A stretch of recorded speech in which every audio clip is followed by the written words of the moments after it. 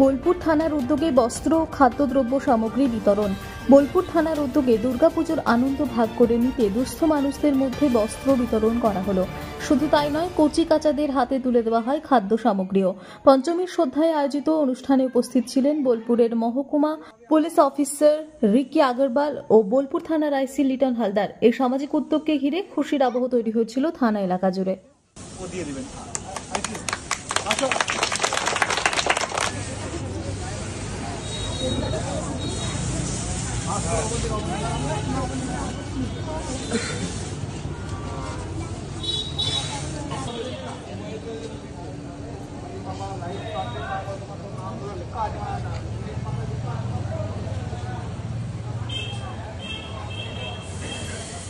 আমাদের পুজো সেভাবে আমরা আনন্দ দিই, ঠিক আছে?